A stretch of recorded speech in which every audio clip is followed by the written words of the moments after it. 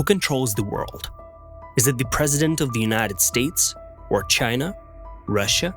Or is it a secret group of people that we can't see that are pulling the strings? Is it the top 1%?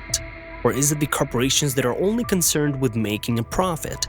Most people know that there are some hidden, dark forces that control everything, but it can be hard to pinpoint exactly what or who they are. You may be shocked to learn that banks, specifically central banks like the Federal Reserve, have control over the economy, social, and even political landscape.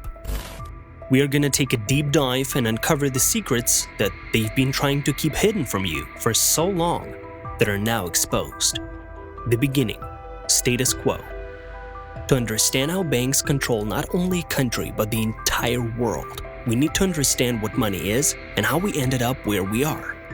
Before the rise of banks, the control and influence over societies were typically held by a combination of religious institutions, monarchies, and the ruling elite. The concept of banking began in ancient Egypt, with merchants offering loans of grain to farmers and traders carrying goods between cities. This laid the foundations for the systems that modern banks would use. Then, in medieval Europe, goldsmiths started issuing receipts for the gold and silver deposited with them. These receipts became a form of paper money, as they were easier to carry and trade than heavy metals. The first true banks began to emerge in Renaissance Italy in the 14th and 15th centuries, in cities like Florence and Venice. These banks accepted deposits, made loans, and transferred funds across Europe.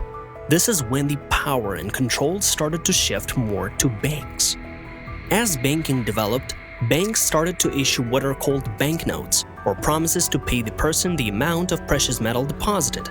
This practice led to fractional reserve banking, where banks keep only a fraction of deposits as reserves and lend out the remainder to earn interest. There was a need to regulate and stabilize the money supply, which led to the creation of central banks. In 1694, the Bank of England was established, which was one of the earliest central banks. Central banks issued currency-controlled interest rates and served as a lender of last resort to prevent financial panics. This is one of the most pivotal moments in which banks gained significant economic control and forged the path to the modern central banks that we know today. The first two central banks of the US. The creation of the Bank of England in 1694 laid the groundwork for central banking systems worldwide, including the Federal Reserve System in the United States. Before the Federal Reserve, the United States had a fragmented banking system, with state-chartered banks issuing their own currency.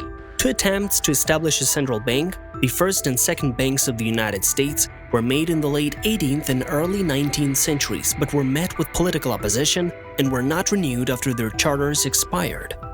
Among the opponents of the first central bank were Thomas Jefferson, who was the Secretary of State at the time, and James Madison, a leading member of Congress. They were worried about the concentration of financial power in the hands of a federal institution and its potential to undermine state authority. Jefferson, in particular, argued that the Constitution did not grant the federal government the authority to establish a bank, advocating for a strict interpretation of the Constitution. The most formidable opponent of the second bank was President Andrew Jackson, who viewed the institution as a hydra-headed monster that represented the privileged interests of the wealthy elite over the common man. Jackson's opposition to the bank was a central issue of his presidency. The first bank's charter was not renewed in 1811, partly due to the opposition it faced and the political climate favoring states' rights, and the second bank's charter was vetoed by President Andrew Jackson in 1832, a decisive action that effectively ended its operation as a central bank once its charter expired in 1836.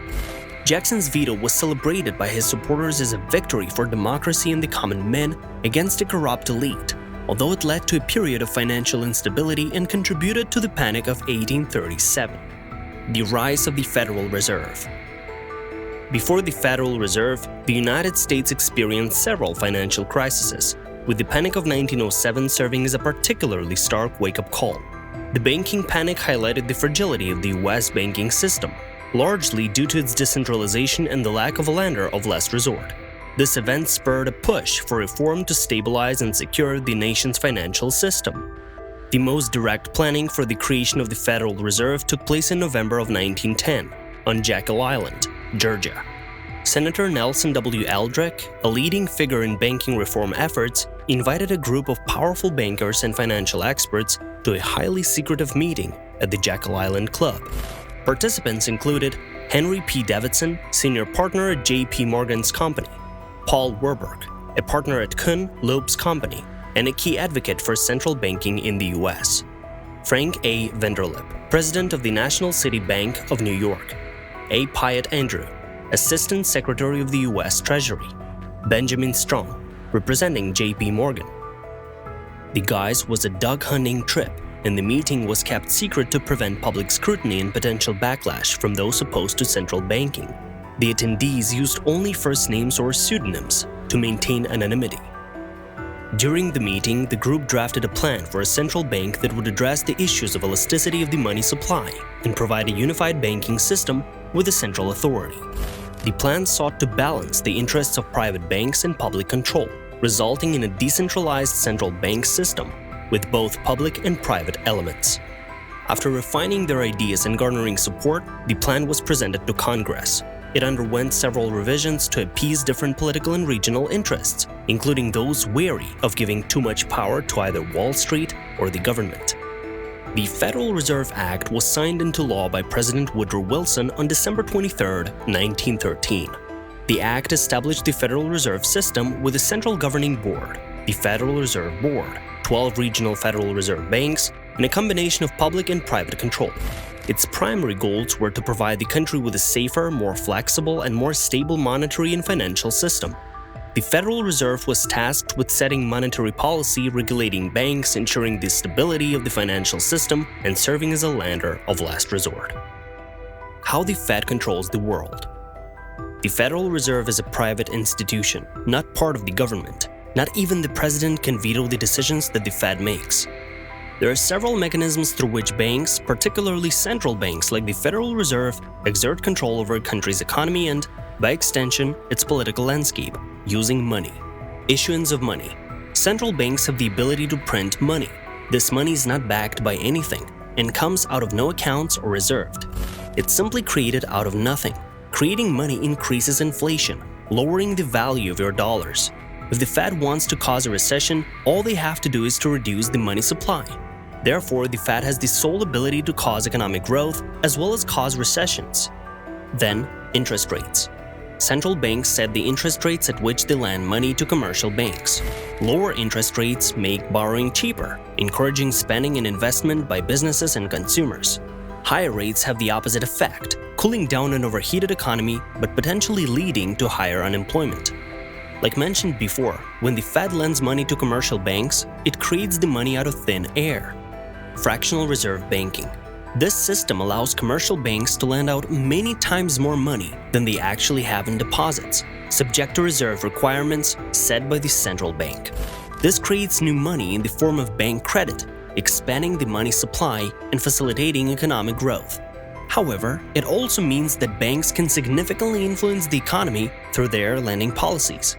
In 2020, the new reserve for banks was set at 0%. Debt creation.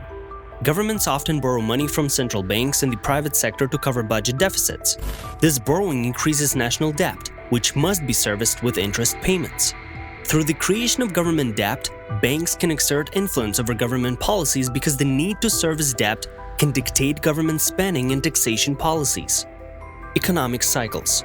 By manipulating interest rates and the money supply, central banks can influence economic cycles, potentially leading to periods of economic expansion, followed by contraction. This control over economic cycles can have profound effects on the employment rate, stock markets, and the overall economic well-being of a country. Political influence. Banks, through their control over money and credit, possess significant political influence. They can lobby for legislation that benefits the banking sector, resist regulatory changes that might reduce their profits, and influence public policy through their financial power. As you may have noticed, when new money is created, it creates a debt. That debt is to be paid for by you, the US taxpayer. We don't have a cash monetary system, we have a debt-based monetary system. In order for the economy to continue to grow, the debt must grow. But the Federal Reserve just affects the United States, right? Wrong.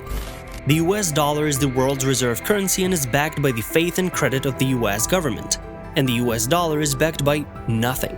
It used to be backed by gold, But now the gold has left the hands of the US and is held by foreign powers and other entities, making a switch back to the gold standard not only extremely deadly to the US, but nearly impossible.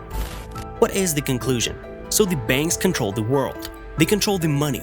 They print it out of thin air. It's not backed by anything. What can you do? Is it all hopeless? This is not financial advice, but some steps you could think about taking are putting your money into assets, not liabilities. We've been conditioned to spend, go into debt, and consume. Think more of how you can invest, earn passively, and produce. Saving cash in a world where cash is backed by nothing is a sure way to work your life away and not have much to show for it. Think about putting your cash into assets and investments that keep up with inflation. It's typically recommended to have 3 to 6 months of liquid funds in the case of an emergency. One of the most powerful tools you can utilize to create wealth is leverage. A common form of leverage in our world is debt. You can use debt for liabilities and consumption, which is what we are conditioned to do. Or you can use debt for assets and production. For example, getting a mortgage for a house to live in versus getting a mortgage for a house to rent out. Getting a car loan for a car to drive versus getting a car loan to start a business on Turo. If you enjoyed this video and want to learn more about money and how to create wealth, make sure to subscribe. If you want to become rich, make sure you watch this video. See you there.